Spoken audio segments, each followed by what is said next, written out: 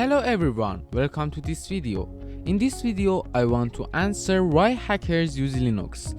Here are some reasons why hackers use the Linux operating system and not other operating systems such as Windows. Linux is open source. Unlike Windows, Linux is open source, meaning that the source code of the operating system is available to you.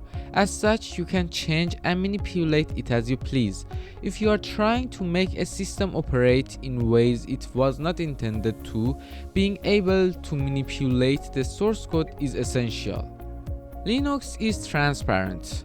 To hack effectively, you must know and understand your operating system and, to a large extent, the operating system you are attacking. Linux is totally transparent, meaning we can see and manipulate all its working parts.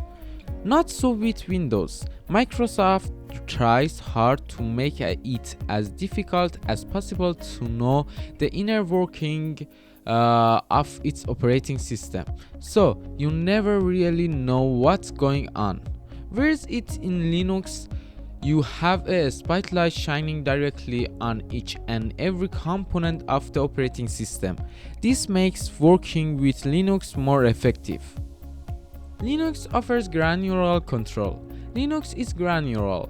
That means that you have an almost infinite amount of control over the system.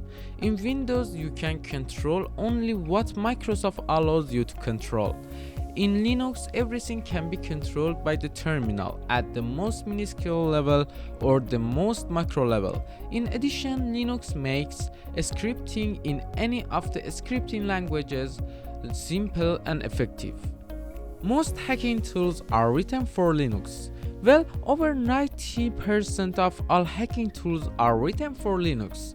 There are exceptions, of course, such as Kane, Enable, and Victo, but those exceptions prove the rule.